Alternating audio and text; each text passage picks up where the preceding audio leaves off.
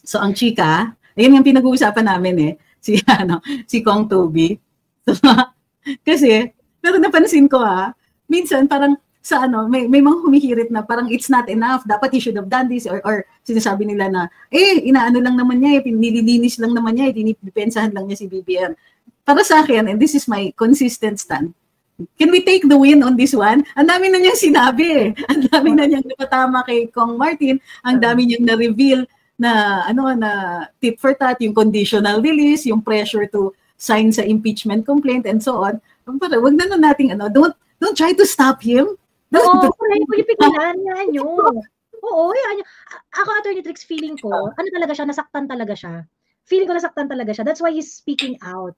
So, legit yung galit niya. Legit yung galit niya. Ayun. Pero bakit? Saan siya nasaktan? Na siya yung sinisisi. Kung bakit nag-fail yung Again, oo. Yung di ba dalawa? One is because manager siya, campaign manager siya. And number two, mas inaalagaan daw niya si Cheese.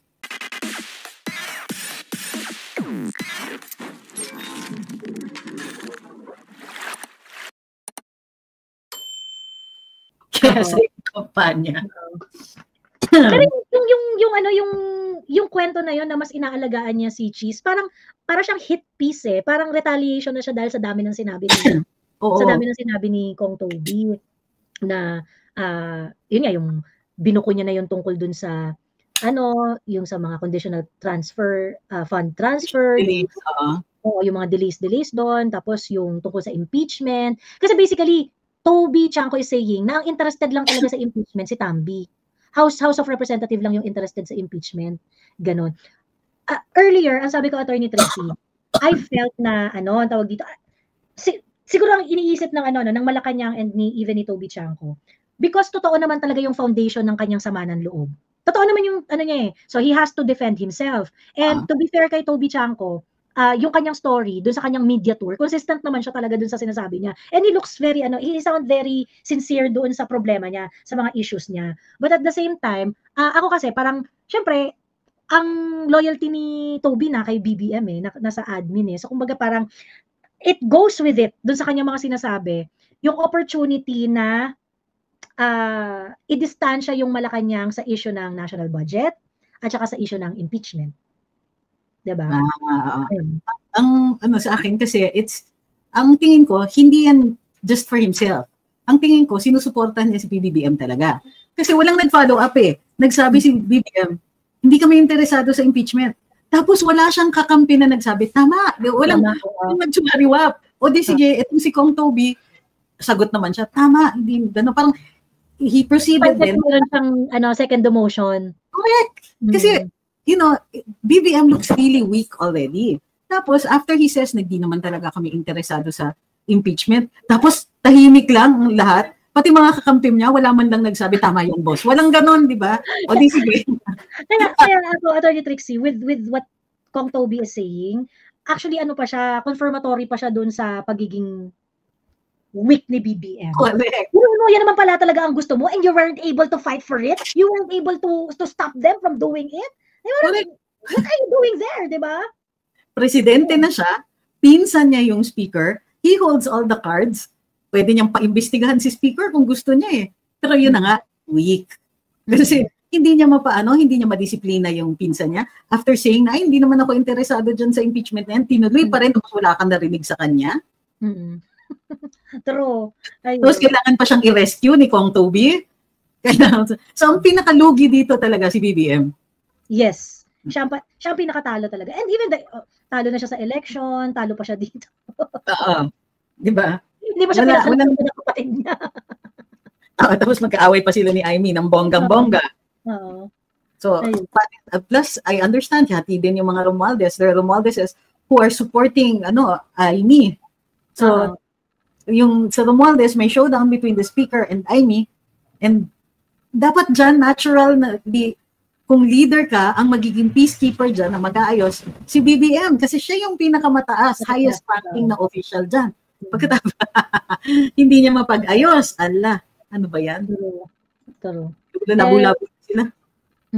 Pero ang dito, nafe-feel mo ba, Attorney Trix, na nag-feeler din si Toby Chanco to be the House Speaker? Kasi sinasabi niya, people are approaching me, they are talking to me about the House Speakership. Nagaganon rin siya, tapos parang binubuking niya si House Speaker, binubuking niya si Tambi na naglo-loyalty check na nga siya. So yung, kumbaga parang, I know that, parang meron din talagang visible na badge na gusto rin ni Toby na mag-House Speaker. Actually, but this game is gonna be limited between the two of them eh.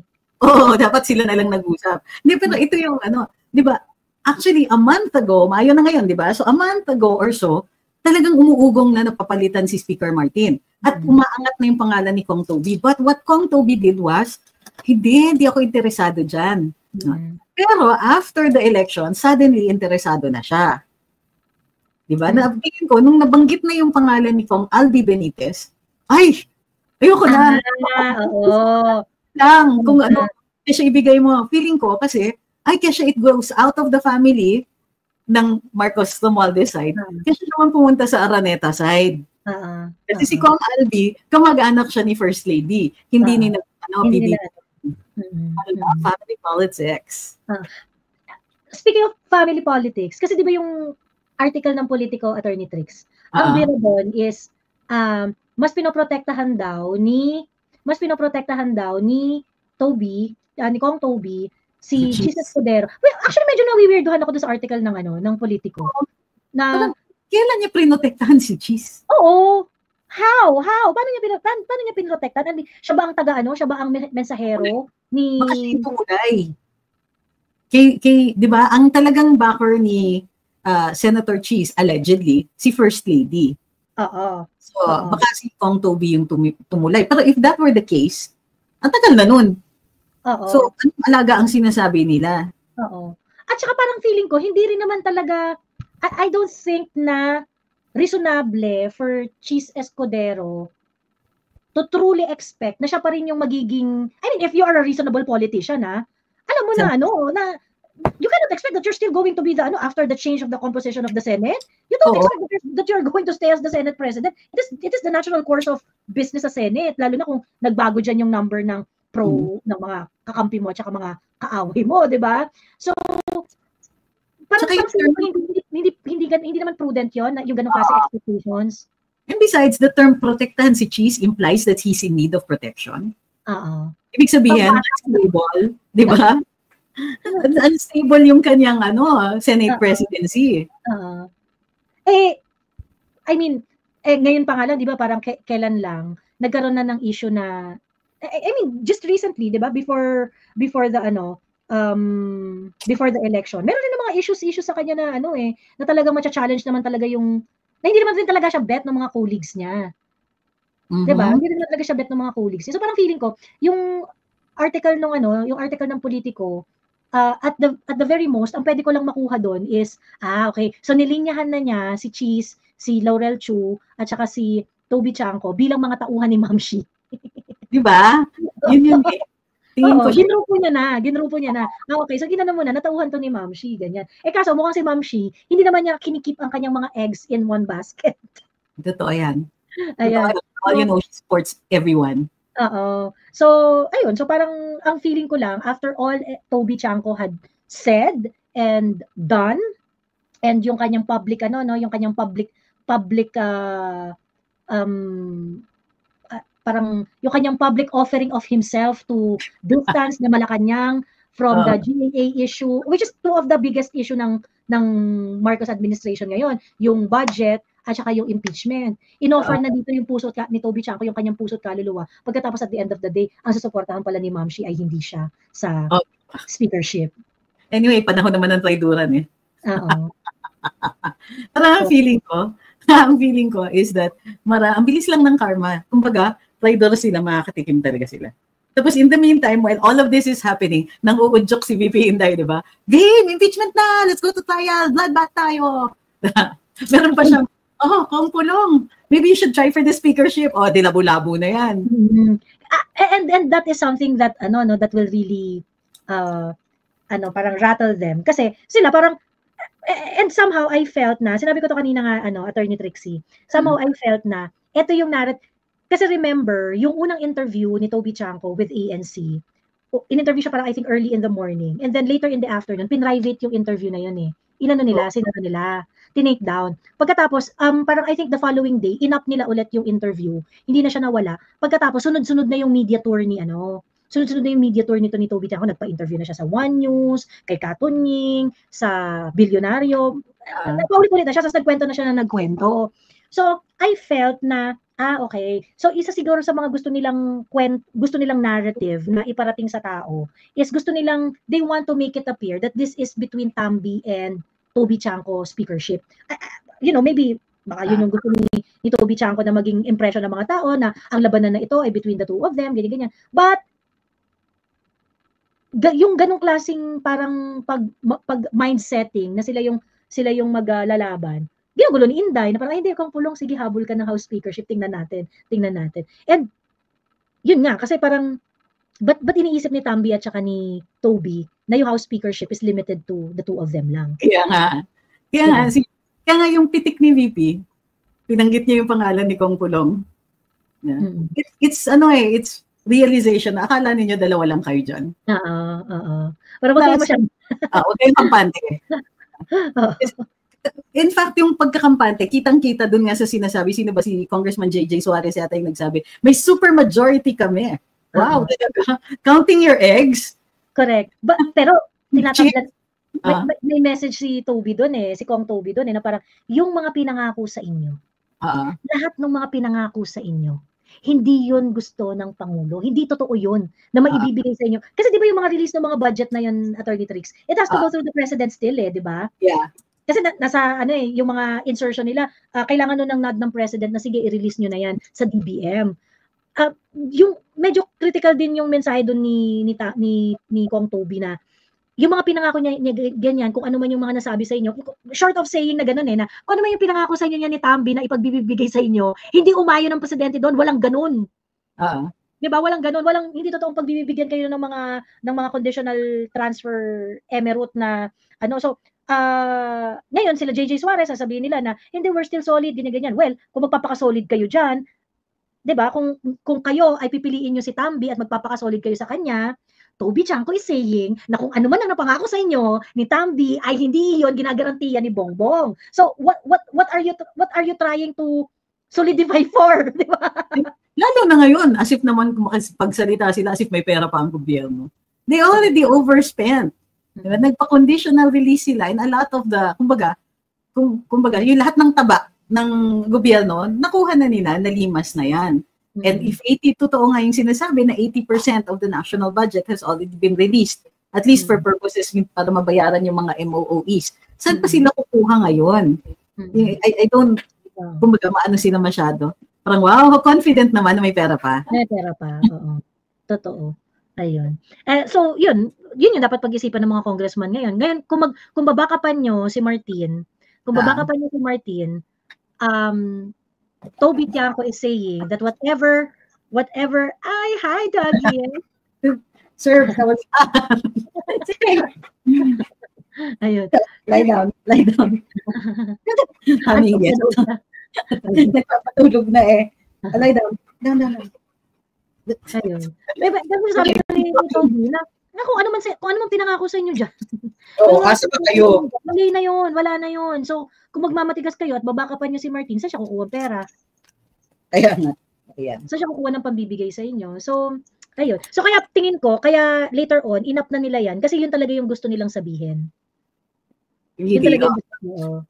Ang para sa akin, parang it medyo sounds pathetic on the part of the Chuwari-Waps ni Martin na magsabi, hindi, may supermajority kami in the coming, in the 20th Congress. Aba, di ba? It is post-midterm elections. Maraming, kung hindi man nakapasok too many of those that were endorsed ni VP Inday for Congress, maraming nakapasok dun sa Senado. And so, di ba, no matter what they try to do in the House, since it is bicameral, you still need the Senate on board. So may tablahan na mangyayari dito. And magre-reklamo na naman ng Kongreso, no matter what we say or do, parating di-decline ng Senado, vi-veto ng Senado, etc. So, exciting din yung mga ganito nila. It's not, kumbaga, if I were the congressman, at magiging totoo, na botohan talaga yan. Yung hindi yung yung ginapang na sila tapos formality yung botohan. Kung magiging totoo yung totoong botohan for House Speaker, it's still anybody's game. Kaya nga natutuwa ako dun sa sinabi ni VP Inday, kung na si Kong Pulong, sige, make an attempt for the House Speakership. Parang ang sinasabi ni VP Inday, hindi nila alam na nakatago among the ranks, meron dyan mga DDS or Duterte, or maglilipatan na yung mga yan. Kasi nakuha na nila yung kailangan nila eh. Nakuha na nila yung conditional releases, di ba? Nakagamit, nagastos na nga nila lahat eh. So what's the point? Why would they stay? Sira na yung chances nila sa 28. Correct. Tapos, Attorney Trix, ang interesting dito, kasi yung mga congressmen na aligned kay Tamby, alam naman namin kung bakit kayo aligned kay Tamby. Alam naman namin kung bakit kayo aligned kay Martin, because of the funding. Because of the funding. Ngayon, ang interesting dito, kapag clear na wala nang backing let's say si Ma'am Shi, iba na talaga yung binakapan niya, either Albi or Toby Chanco, kung sino man yung babakapan niya, would the congressmen na sumusuporta kay Martin, will they stay there supporting him? Meron bang higher purpose kung bakit nila sinusuportahan si Martin? Hindi naman, 'di ba? Hindi naman. So, like for example, interested ako maging ano magiging reaction nito ni JJ Suarez, yung mga kilalang mga alay ni Martin, na if ever na you can't really get any funding anymore from Martin. So what are you gonna do? Especially pagdating ng 20th Congress. But, as an aside, not completely in topic, pero napansin niyo ba kung na-confirm si J. Ruiz?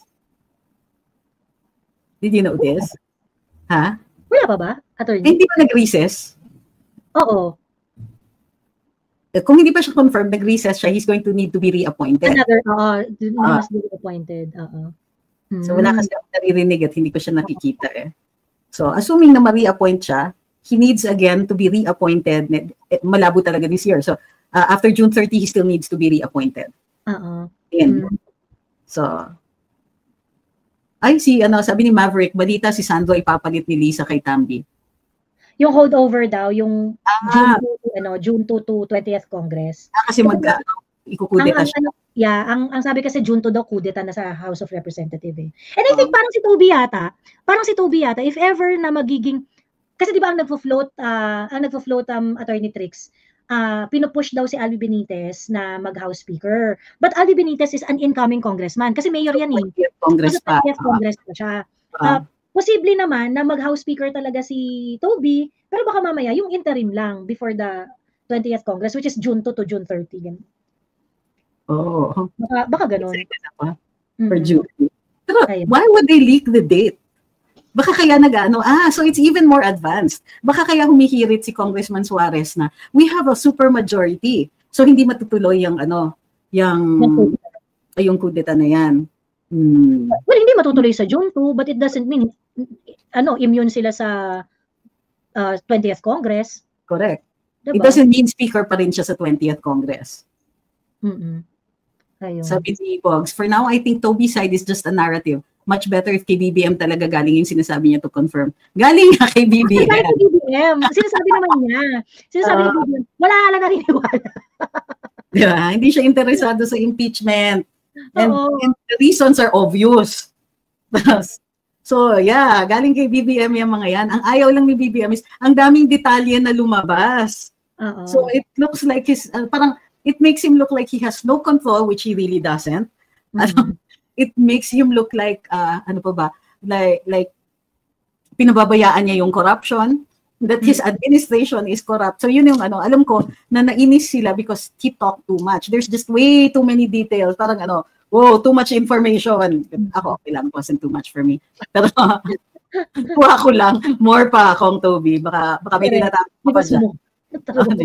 So ang tingin ko, nainis lang sina presidente kasi nga there's way too much he talked too much, ang dami-daming lumalabas. Kaya naging choice pa, or one of the choices si Kong Albi. Pero if ever, yun na nga, sa 20th Congress pa siya. But from what I hear, he's already talking to other congressmen. So it looks like he's very, very confident na siya na. Oo. Kanya-kanya na nga raw usap-usap, Attorney Trix eh. At least Kong Toby confirmed na si Martin ay nagko-consolidate na, di ba, parang meron siya sinabi na meeting sa Shangri-La, ganyan-ganyan. Dalawang araw nga daw ang meetings. The congressman, sabi, with ano. Pero si Kong Alvin meron din pa meeting.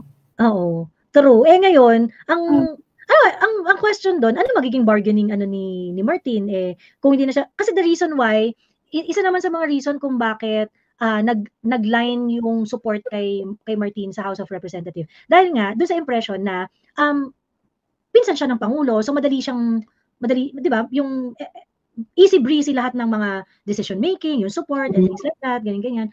If there is a clear divorce doon sa Malacanang, sa suporta ng Malacanang sa leadership ng House of Representatives, of course, it's not gonna be easy for Martin. And I think for the first time, Martin would feel how it is to be all alone.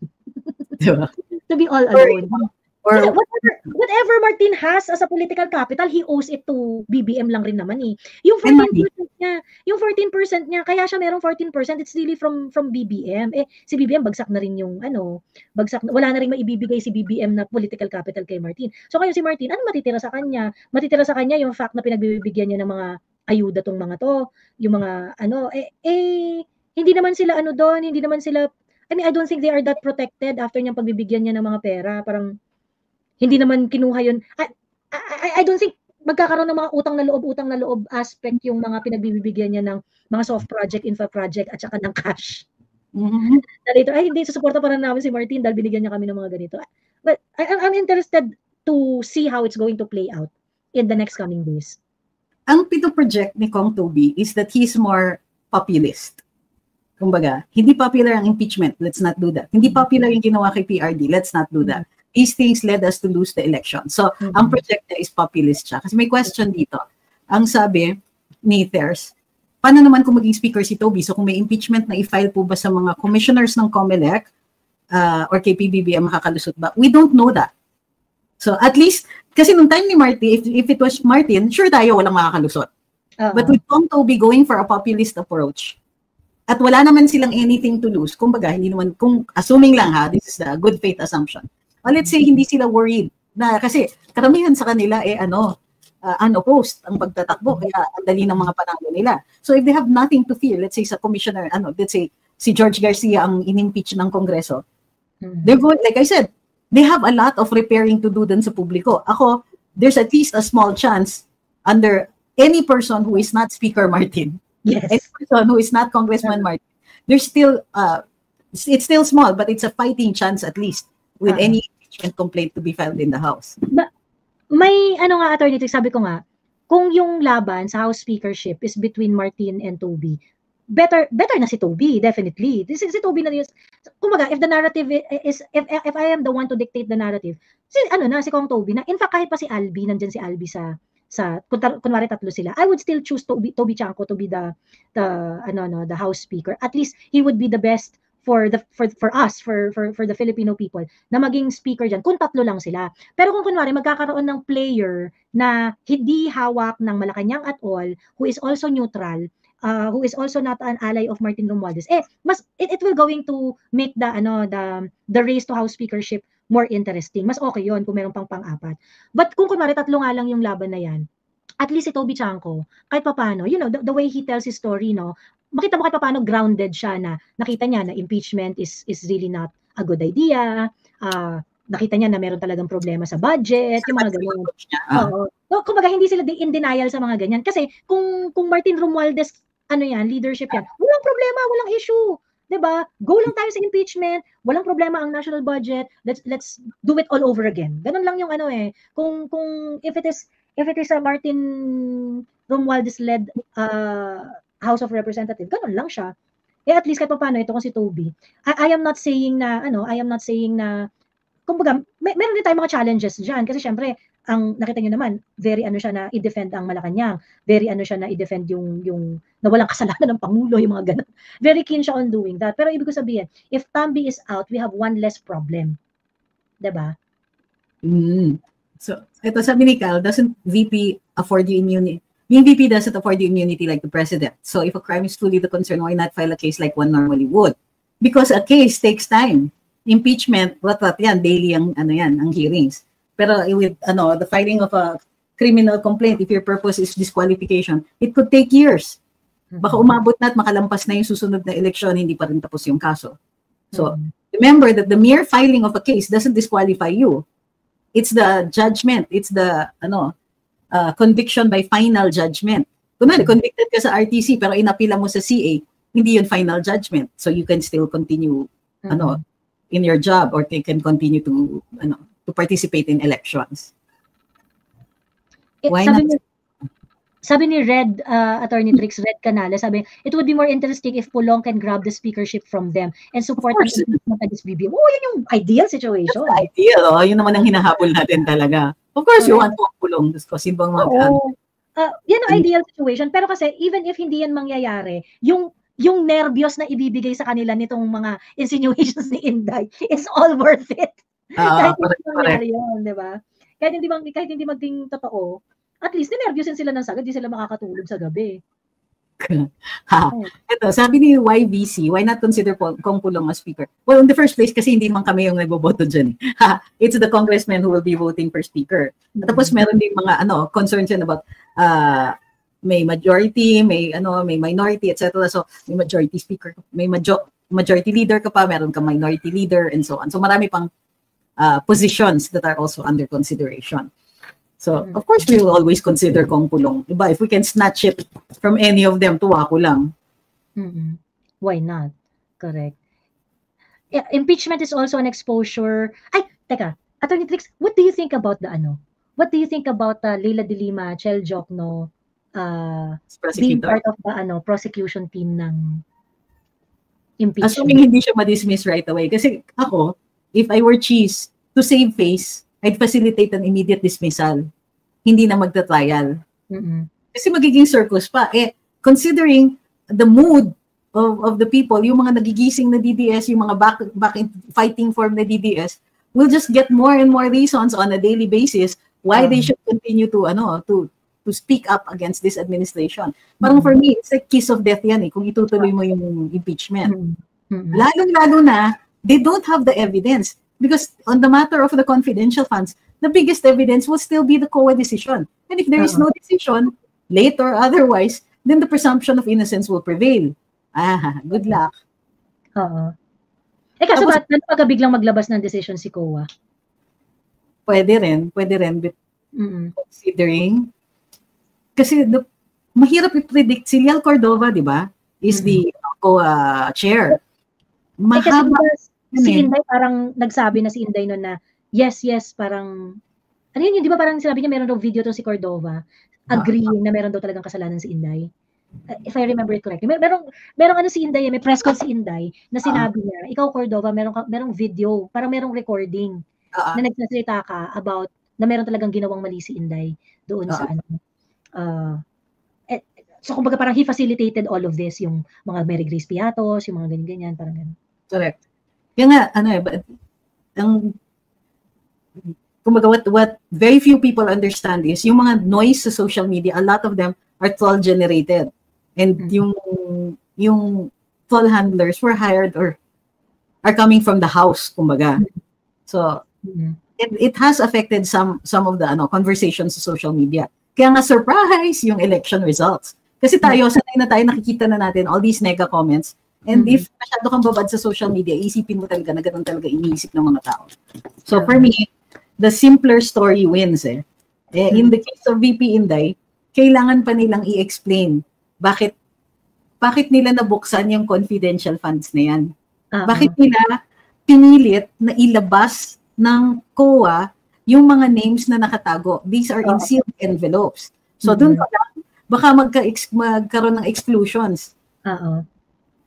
Hindi naman kasi nakalagay na na the names of those who benefited from the confidential funds are will result in an exclusion of this as evidence.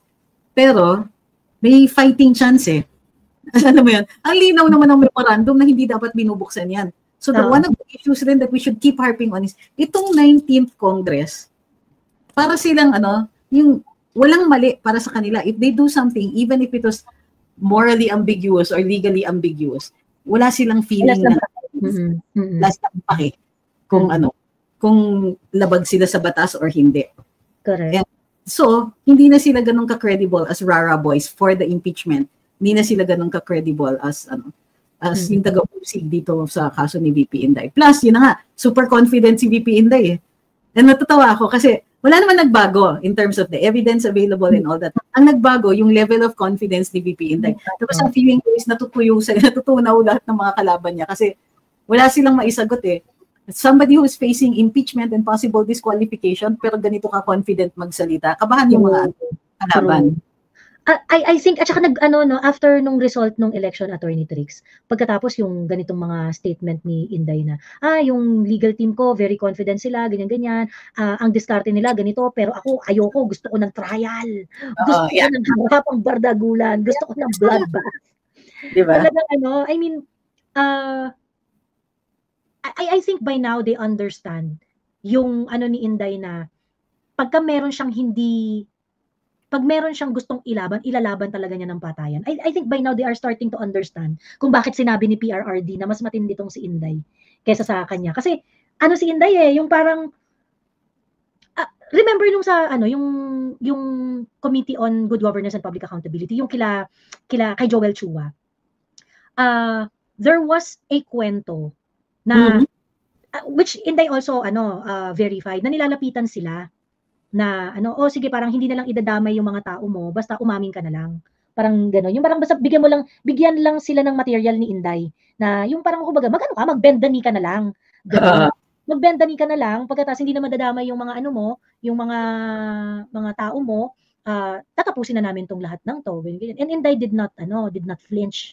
So sige, talaga kukulong niyo yung tao. Kaya di kulong niyo yung tao ko. Pag kinulong niya, sasamahan ko yan sa kulungan. Ganyan. And true enough, hindi talaga iniwan ni Inday yung hindi talaga iniwan ni Inday yung mga tao niya, sinamahan niya. Although of course, syempre unfortunately yung kaya kahit paano ako rin ako dun sa mga tao ni Inday who attended and accepted who receive yung mga pababalahura ng House of Representatives sa kanila, I think nasa kill list na ni Inday yan lahat na ng balahura dun sa mga tao niya. Nasa kill list na ni Inday yan. Pero yung point is hindi mo talaga mapapabenda ni si Inday. No? Tanggapin pa niya yung kulong kaysa gawin niya yan. Oo, totoo. And ngayon, naiintindihan na nila pagkatapos yung tide nag-change na. Yung resulta ng election, even if they weren't able to do because of the massive support na na-receive ni Inday at saka ng tatay niya, they weren't able to do what they want for this election. Kaya nga dun sa mga, medyo segue lang ako ng onte dun sa mga nadi-disappoint dun sa Duterte, yung ang onti na nakapasok, 3 lang yung nakapasok sa Duterte, ganyan. Huwag kayong ma-disappoint. Kasi kung meron tayong 5 ngayon, okay? Kaya tayo may 5 ngayon dahil nag-block vote tayo. It is the result of the consolidated votes. Ganon. Kasi nga nahirapan sila. Kung hindi tayo nag-block vote, baka ang alyansa lahat ng nandyan. Correct. Nag-block vote tayo. So, the result might not be yung intention, yung intended result natin, makapasok yung mga kandidato natin. But the mere fact na nag-block vote tayo at ganyan yung naging resulta ng election, the reason for this result is because nag-block vote tayo. Nag-consolidate tayo, nag-unify tayo dun sa voting behavior natin. And they weren't able to do exactly what they wanted to do for the midterm election. So it is a result of the overwhelming votes. Kaso nga lang, hindi yung hindi yung directly resulting to the win of the candidate that we want to win. Ayun. Pero nevertheless, hindi nila napigilan hindi nila napigilan pumasok yung mga kandidato natin na gusto nating makarating doon. Yung block vote was to prevent, even if merong mga weak candidates, assuming ito kasi wala pa tayong final feedback from COMELEC, wala pa silang reaction dun sa mga overvotes, di ba? Pero assuming na totoo yung election results, the purpose of the block vote was to prevent yung iba na magamit nila yung boto o yung undervote natin para maka-ahead sila. So, yun, masaya pa rin. It was the correct strategy. Yeah. Hindi nila nagawa yung gusto nilang gawin. Ultimately, they weren't able to do what they wanted to do for the election, for the midterm election. Actually, dito sa atin, it wasn't so much who which of the candidates or ilang candidates na ipanalo na natin. Para sa akin, yung win dito is yung ilan ng kandidatong natalo dun sa alyansa. Correct. That's how we should look at it, no? Saya nga eh. Tama. Tsaka wala na panalo si BBM na kahit isang kandidato. Buti pa si Martin. Meron siya Erwin Tulfo. Oo, di ba? Tapos yung iba, sumakay lang for the campaign machinery. Yun ang sinabi ni Senator Ping Lacson eh. Immediately after the proclamation, Attorney Trix, binanatan niya na agad yung GAA. Correct. Yan diba? yun. So, parang, well, kung ako rin naman si Senator Ping, I will not really feel indebted sa alyansa kasi at taas ko nga sa sa survey nung una. Diba? Dahil dikit ako ng dikit dito sa alyansa, doon pa ako nadehado. Diba? So parang, yung parang, I think, ano ba si Ping Lacson? Ping Lacson is 7. Mataas siya sa so parang around the same nga rin pala. Pero ibig ko sabihin, kunti ka rin siyang madali kasi yung mga negative na pinupukol sa administration, nadadaplisan siya eh. Nadadaplisan siya. So, ayun. Ako ang iniintay ko, so nagkakagulo na at lahat, wala pa rin yung wala pa rin pinapakitang leadership si BBM. Wala talaga. Tapos in the meantime, walang pera, so I'm expecting more loans. Mas marami pang maglo-loan pa uli tayo. Okay. So, well, tapos mag-oral argument sa Supreme Court. Oo nga, Attorney Trix. Na na-postpone, supposedly May 19 eh. Dapat today, pero na-postpone. Ayun. Yeah. Attorney Trix, may question si Jax Wong. Sabi niya, kaninong loss ang pinaka-satisfying daw? Kaninong loss? Ngayong election na to, kaninong loss daw yung pinaka-satisfying? -1 Tulfo eh. Para sa akin, did not expect that. Kasi akala ko magkadikit lang si Erwin at saka. Plus, si Erwin did not come out as number 1. Di ba? He was projecting number 1 na nga ako eh nung lumabas yung issue. So, dun sa Senate, it's the shutout of 1 Tulfo. Tapos yung nahulog, lumaglag talaga to what, 5th or 6th si Kong Erwin. Tapos dun sa syempre yung mga nemesis natin sa Congress. Ang saya-saya yun. Fernandez pala. Dan Fernandez, oo. Di ba? Dan Fernandez. Pinaka-satisfying na pagkatalo. Kasi yung kay Pambarikwato, ang legendary din nung pagkapanalo. Yung Dragon Slayer talaga. Oo. Matindi rin yung kay Pambarikwato. Kasi biruin mo si Pambarikwato, ang dala lang niya. Duterte endorsement. Oo. Diba? PRRD endorsement. Although, to be fair, kasi nag-align rin talaga yung stars ni Pam dahil yung kapatid ni Governor Gwen, ni Gwen Garcia, 2 weeks before the election, Attorney Trix, kung ano-ano yung pinagsasabi niya sa mga Duterte supporters. Grabe nga siya. Oo. Kung ano-ano siya, kayo mga Duterte supporters, baka oplok kayo. Oo. Yan. Ganun siya. So ngayon, itong mga Cebuano na very, very confrontational, na parang, syempre parang, kasi itong mga Cebuano, di ba, even last year pa lang, ay kahit nitong kailan ba yun yung Sinulog Festival, di ba yung nagpunta doon sila Risa, sila Chel, sila Bam, yung nagpunta sila sa event sa Sinulog, binu sila ng mga tao.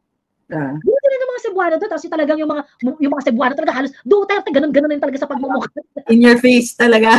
Oo, in your face talaga. Hindi ko alam kung anong iniisip na to ni Byron Garcia, na i-trigger niya ng bonggang-bongga yung mga Duterte supporter sa Cebu.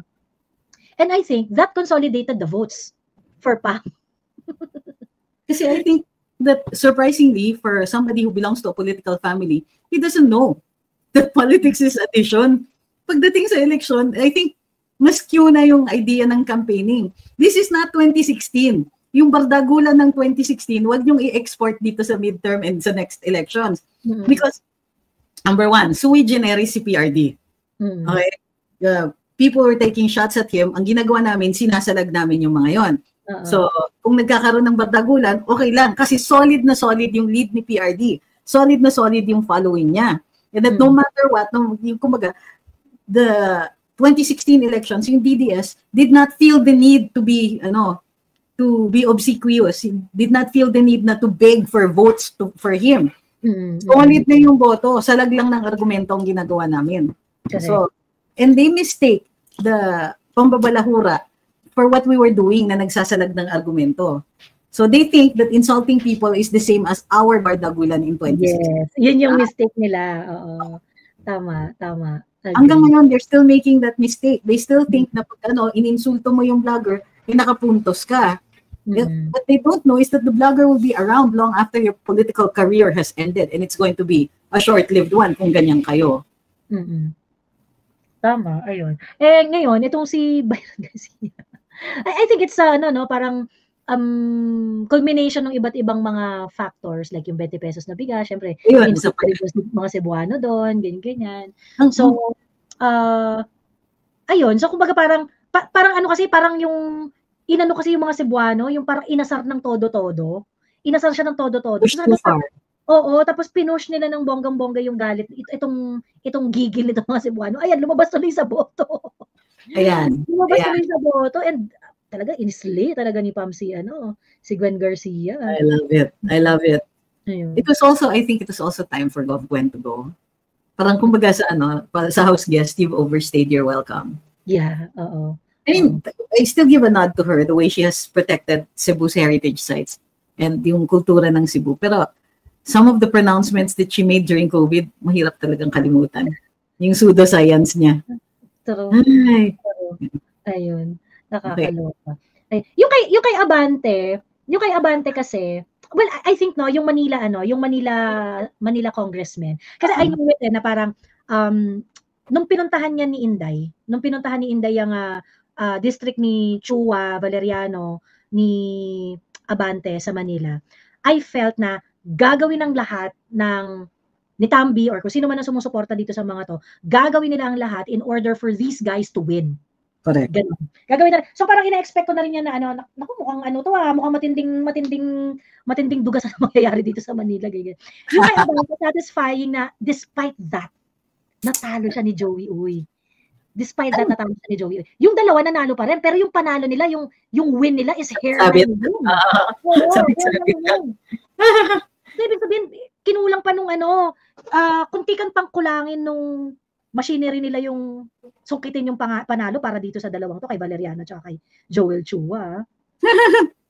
So, plus, di ba, actually, a couple of years or so ago, narinig ko na, kinikwentuhan ako ng mga mayors, mga congressmen, ng mga attorney tricks, iipiting kami sa 2025.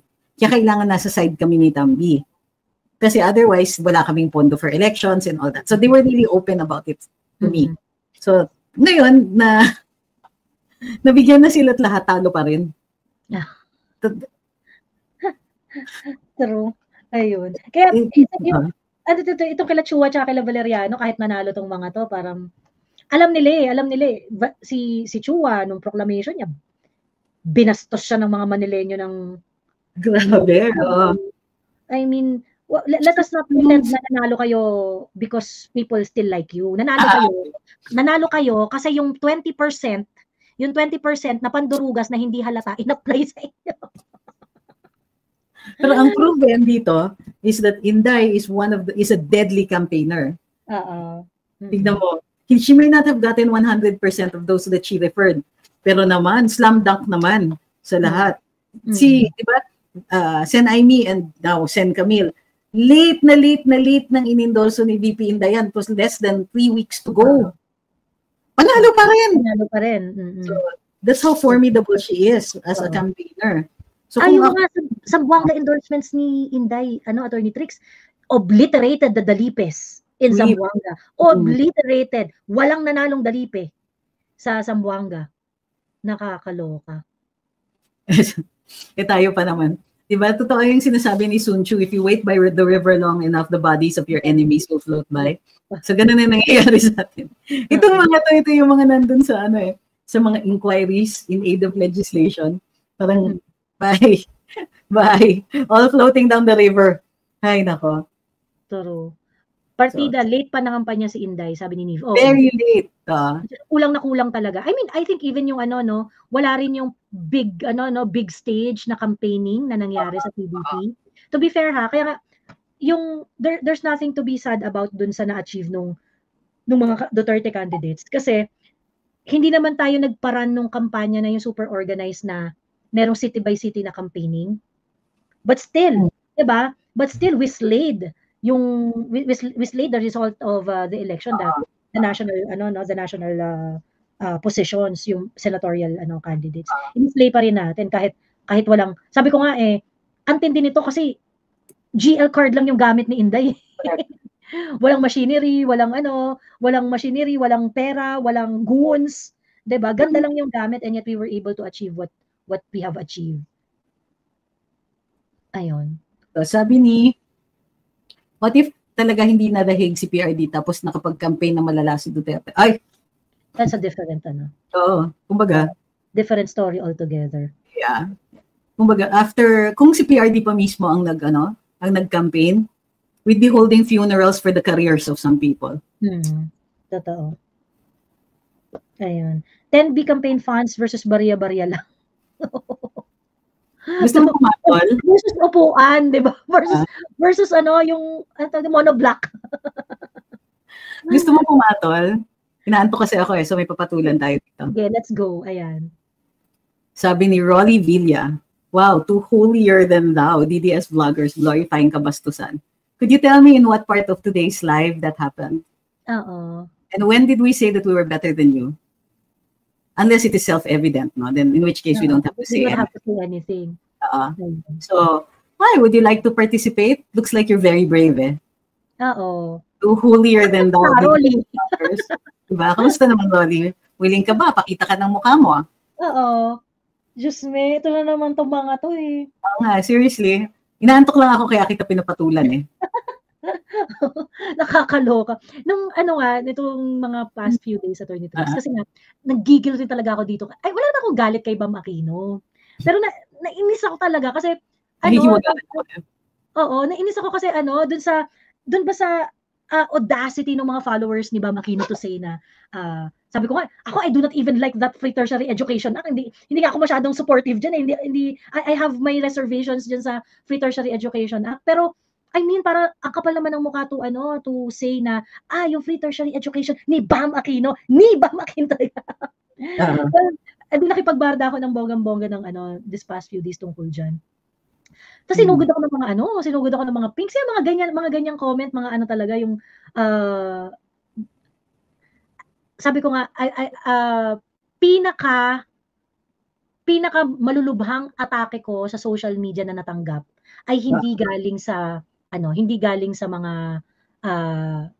Ensaymada vloggers. Yung sa Ensaymada vloggers kasi parang parang yung parang tahol lang ng aso, yung hollow lang yung parang putak-putak ganun lang.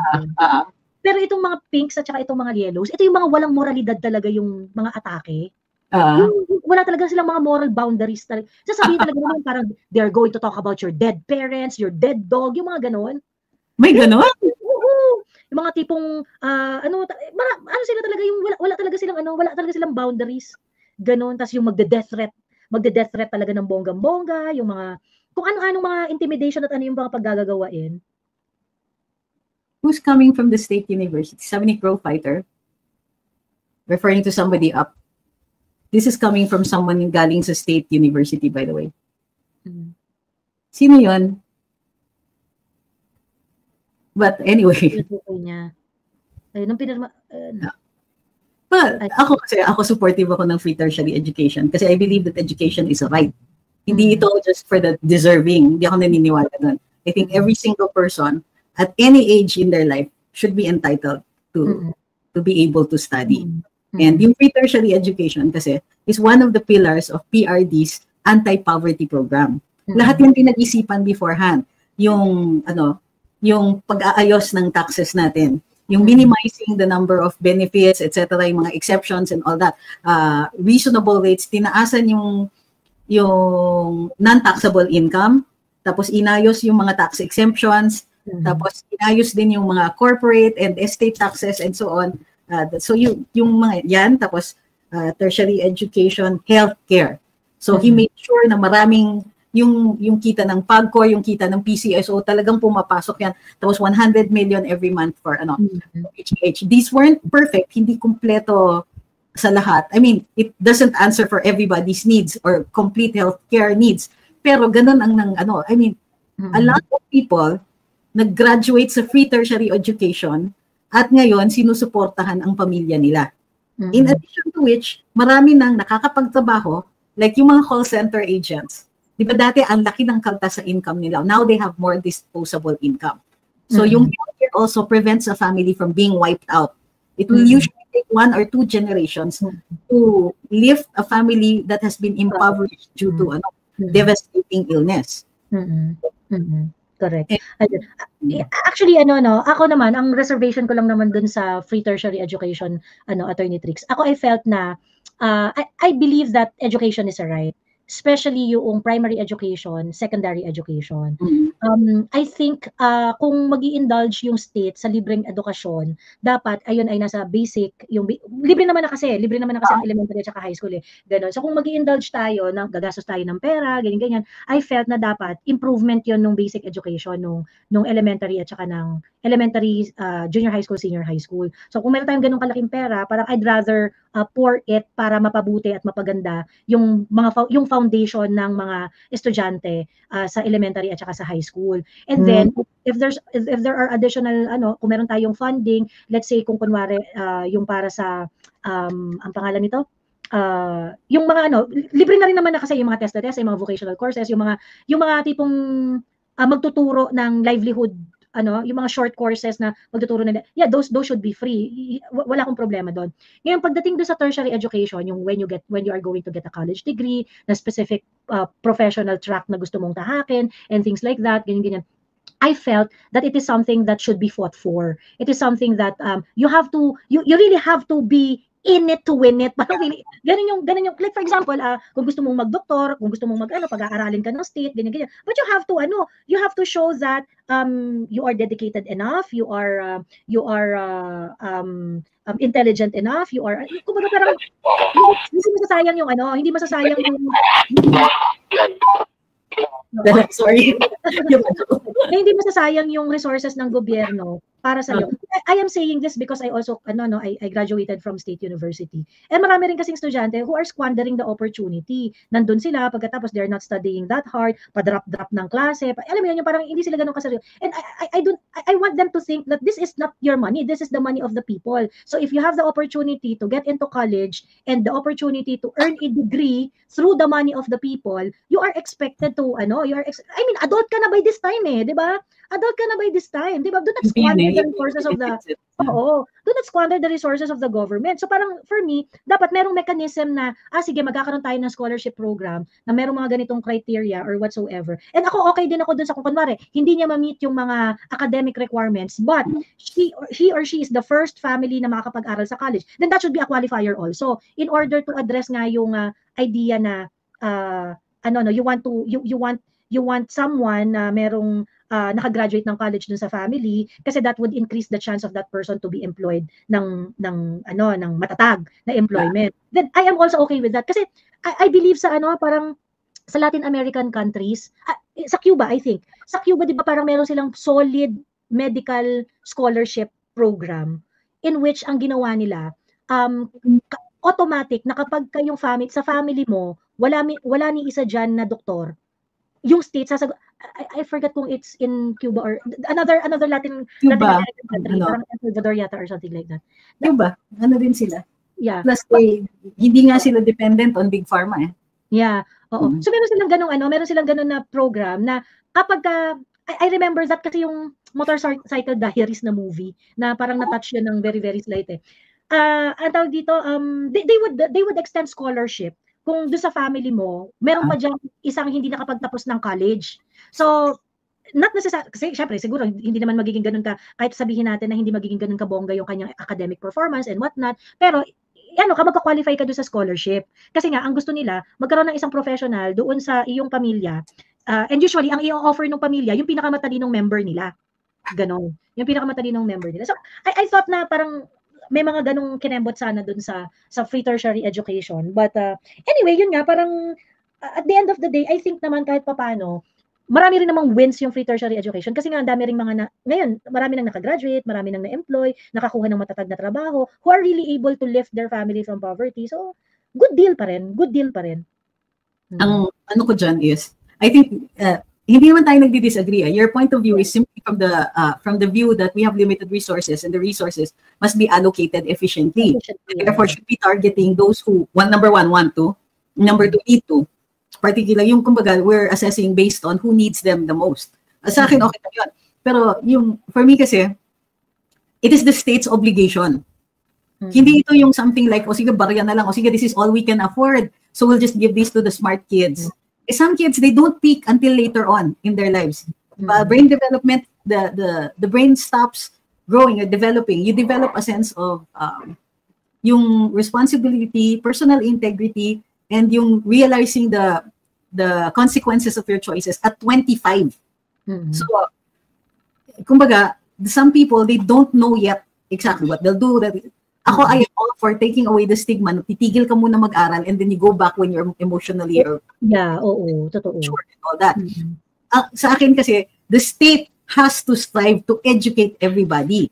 Kasi pag may isa lang na mangmang sa lipunan, those things result in crime. Di ba? No matter how many, we strive to mitigate the number of people who are uneducated because they pose a danger to themselves, to society and all that, but it must be made available to them. Hindi naman lahat yan mag-aaral. Hindi naman everybody is going to take advantage of it.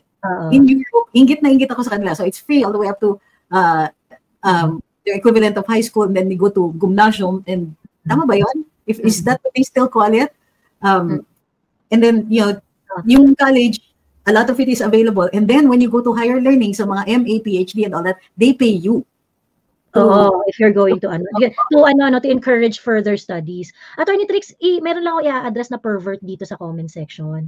Okay. Ayan. At yung yaya ng segs. Sabi niya gano'n, ang tawag dito, Michael, I'm pretty sure maliit yung tsuba mo.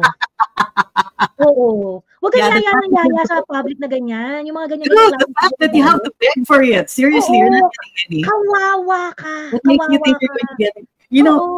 Being pathetic really isn't a good look. I'm pretty sure ganito lang. Yayayain mo ako. I'm sure ganito lang kaliit yung tintin mo. Ayun. Okay, para dun sa nagsasabing sa State University pa lang, Ma'am Gail, pareho po kami na galing UP. Parang kami UP yan ni Attorney Trix. So, medyo na nga suki-suki na ako sa UP Pero si Miss Joey was the campus that I wanted to go to, UP Baguio. Gusto ko sana doon, pero no, I had to go to Diliman. So, Diliman ako, undergraduate, law school, and MA. So, Diliman lahat.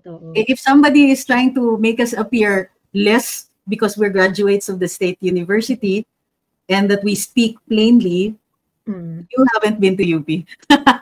Kawawa naman. Diba, you don't understand the culture. True, Sabi ni Michael, pagbigyan ko na daw siya. Hindi kita pagbibigyan. Ang tawag dito, isipin mo na lang to, Michael, di kita pagbibigyan. Yung mga ganyan na nagsasalita na malaki daw ang tsuva nila, yan talaga yung mga maliliit. Yan talaga yung mga maliliit. So, yung salita ng ganyan, actually, mukha kang tanga. Tapos, ganito yan, ang tawag dito, hindi ko alam kung ilang taon ka na or whatsoever, ganyan. Pero hindi nakakalibog yung ganyan. Hindi nakakalibog yung ganyan. Sobrang nakakadiri. Yung parang, hindi ka makadiskarte ng maayos. Yung mayayaya mo ng matino na tutsuvahin mo. Tapos probably the type who couldn't even pay for it. Oo, 'di ba? So, so Michael, wala. Ang tawag dito, umasa ka na lang sa mga palad mo. Ayun. Umasa ka na lang sa mga palad mo.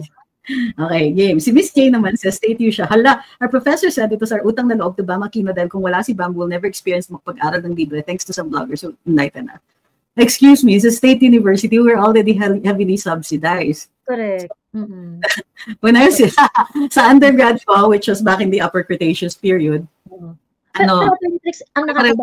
ang pinaka nakakabahala dyan sa Bam Aquino narrative na yan. Kasi Bam Aquino is not hindi humble si Bam hindi naman sinasabi ni Bam na na ako ang ganyan-ganyan. Kumbaga pagkabibig ni Bam yung pakikinggan mo, hindi naman siya talaga nagkupal ng bonggang-bongga na ako yung ganyan. Although ginamit niya sa campaign yung ama ng free tertiary education, yung nag-credit grab rin siya ng bonggang-bongga doon. But there are many instances wherein Bam recognized na talaga na it's almost impossible for him to pass the law at that time. Nevertheless, PRRD supported it. Ganon.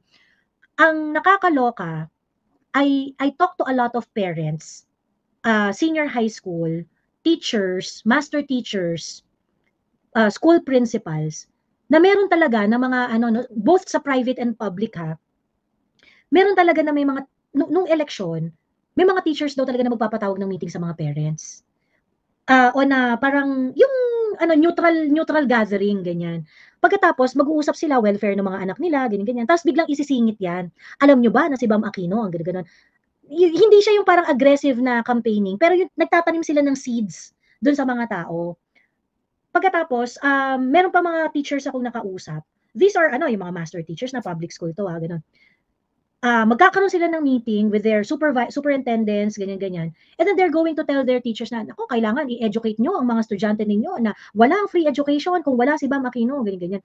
Very yung, I think, kasi di ba, they're always blaming us dun sa machinery ng disinformation, ganyan-ganyan. Pero ito talaga mga yellow, sila talaga ang merong machinery for disinformation. I mean, yung mga tao, yung mga supporters nila, I don't know how they do it na parang talaga, you really ask these people para magkalat at i-brainwash yung mga tao sa school na si Bam Aquino ang may kasalanan ng free tertiary education. Diba? Yeah.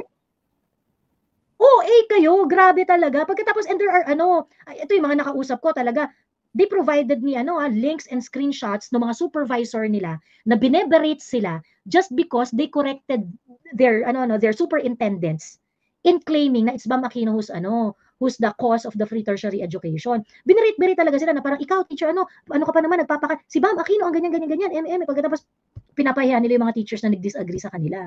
So, I felt na kung ganito yung ginagawa nila doon sa mga adult na kumukontra sa kanila, ano sinasabi nila doon sa mga estudyante? 'Di ba? Wala tayo doon hindi natin nakikita yun 'Di ba? Ano sinasabi nila doon sa mga estudyante? Ayun. Pero, the Free Tertiary Education Act was passed during Noynoy Aquino's term. So, and there was a full 2 years, walang nangyari. Even if it was funded, walang nakaramdam. Kasi, look, UP did not implement it until PRD said implement it. Yeah. I do not know kung naabutan mo sa UP na ang taas-taas ng tuition fee sa UP before the free it was my generation, yung 600% tuition fee increase, care of Sunny Angara's dad. Yeah. Ang tuition fee sa UP nung 27,000, 30,000 pesos. Aray ko, layo na. Nung pumasok ako sa UP, tuition was something like 220 pesos. Tapos scholar ako ng AFP, ang binabayad na nanay ko sa tuition ko, 50 pesos. Kami ng ate ko. Tapos, 600% increase. And then after a while, so nagbabayad na ako ng 1,000 plus. Well, ang ina-assess namin nasa 1,000 na, 1,000 something or other. Pero because nga, scholar ako ng AFP, for something like 2 years, ganun pa rin, 50 pesos pa rin ang binabayad ko, kahit nag-600% tuition fee increase. And then in law school, mahal na, kaya nagsa-student loan pa ako. Well, mahal, ang full tuition namin was something like 6,000 or 7,000 pesos per sem. So, mura pa rin, pero socialized ang tuition fee naman namin noon. So, ang binabayad ko was something like 1,300. Sino-student loan ko pa yun. Ganun ako kadukha noon. Kasi, wala na ako sa padal ng nanay ko. So, but still, ganun pa rin yung binabayad namin. And mabigat pa rin. Kasi if you consider yung income mo, how much you were making as compared to how much you would pay sa tuition fee, talagang hindi ka magsusurvive kung hindi kami naka-socialized. So later on nung mga, much later, nagtuturo na ako in other schools. Sa Ateneo kasi ako nagturo, talagang dinadala ko yung mga estudyante ko sa UP, tapos nagko-compare ako, how much is your tuition fee? Grabe yung mga estudyante ko, yung per sem nila, was, nasa 200 plus thousand na. Tapos yun, sa UP 30,000, sabi ko, kuwawa naman pala talaga. Ako, Attorney Trix, ang inabot ko lang naman, well, ang tuition fee ko noon, parang 250 per unit yata ako noon ito. 250 per unit. So parang wala naman ako mga laboratories kasi yun yung nagpapamahal So ang binabayaran ko lang tuition at saka yung miscellaneous. So ang tuition fee ko per semester para mga nasa around 3,000 to 4,000 pesos lang per sem. Ganon. Tapos when I graduated in 2004, yung siguro mga 2 or 3 school years after, doon na nag-increase ng bonggang-bongga. Parang yun na yung nagulat na ako na parang ang binabayaran ng mga estudyante, 27,000, 30,000, gano'n. Ayun, grabe. Oo. And then kaya nung immediately ganun yung bayaran ng tuition fee up until 2017, second sem 2017. Nung inimplement ng PRRD, yung biglang no more tuition. Ang galing ng no more tuition. And remember, nung inimplement yan ni PRD, the law had already been in effect ng ilang taon. 'Di ba? Kasi pinasayan panahon ni Noynoy eh. So inimplement yan ni PRD not even in the first year of his presidency. Ano siya tawag dito? Bill was actually submitted, yung free tertiary education. Ay, oo, si PRD ang pumirma. Si PRRD ang pumirma. Panahon ni Pinoy, Ralph Recto has the same bill na pinasa ni Ralph Recto no 16th Congress, Pinoy president pa.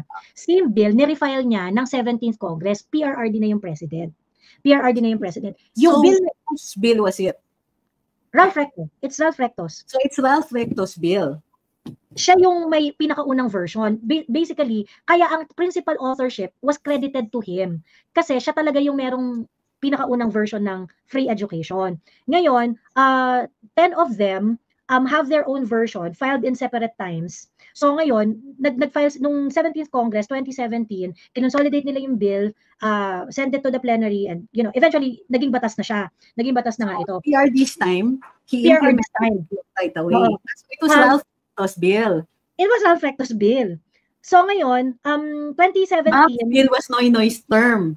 Kaya ako na-confused. Yung bill ni panahon ni Noynoy. Pero yung ni-refile na bill ni Ralph Recto, panahon ni PRD. Ralph Recto filed a bill in the 16th Congress and then refiled it on the 17th Congress. Yeah. Pagdating sa 17th Congress, nag-file din si Bam Aquino ng sariling version niya ng bill. But the principal authorship was credited to Ralph Recto kasi nga, pinile niya na yun nung panahon ni Pinoy eh.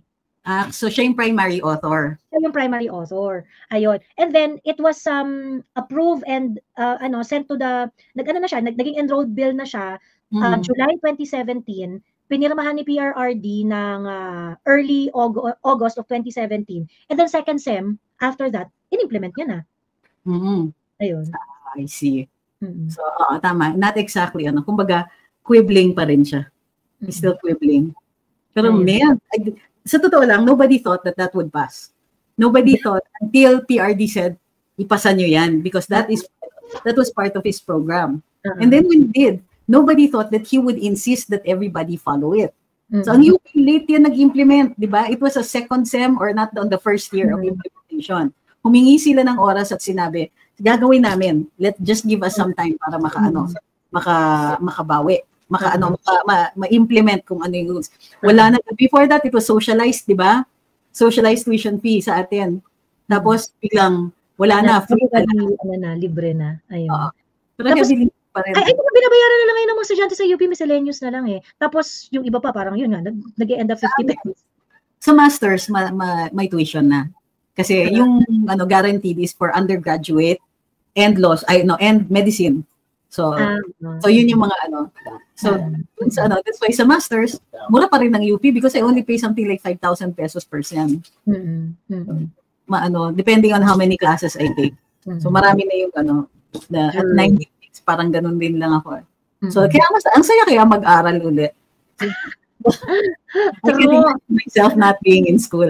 So pero tingnan mo naman at how it's and nobody questioned during the course of the election campaign, during the all of the discussions on tuition, on the free tertiary education, nobody bothered to ask or to find out but that this administration has been slowly defunding the free tertiary education program.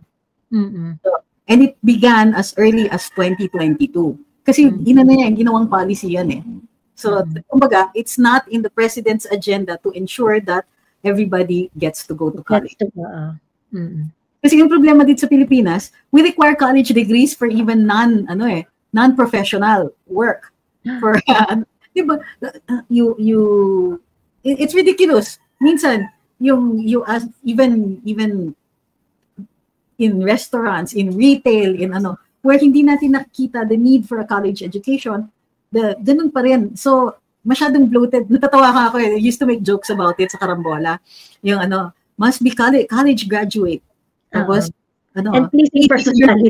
The pleasing personality. So, ano kaya yung pleasing personality? Marunong mag-please. Tapos, even worse, young, di ba? 18 years old, with pleasing personality, college graduate, 10 million years of experience in the retail industry.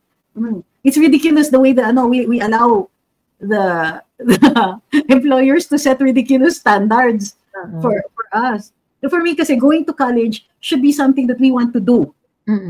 I've seen so many na pinilit natin to go to college and then they take a long time doing it because they don't know what to do. I think we should normalize, gaya ng ginagawa nila abroad, is that they go to college when they're ready. Not when we say, not when they're, so that they know what they want. Mechanical na, ay kasi kailangan na, tapos ka na, diretso ka na, ganyan. Dito kasi, it's efficiency and productivity that's necessary. Kasi nga, marami pa rin sa atin ang mahihirap. Oo, and we should normalize acquiring skills. Diba? We should normalize acquiring skills. Like, for example, ayaw mo munang mag-college, o di sige, mag-carpentry ka muna, mag-culinary school ka muna, diba, baking class or whatsoever, ganyan-ganyan. We should normalize acquiring skills also. So, para hindi yung, hindi, diba? Thankful nga ako Dapat multi-skilled. Thankful for the internet. Thank you, YouTube. Dami mo nang natututunan. Yung mga lahat ng hindi ko naintindihan noon sa basic physics ko, nabalikan ko sa YouTube. Maraming salamat. Ang hindi ko lang naaral pa yung mga biostat at saka yung biochem ko. Talaga, I really have to go back to school for that. But, So, anyway. 2 a.m. na. Ako ay matutulog. Thank you very much. Yes.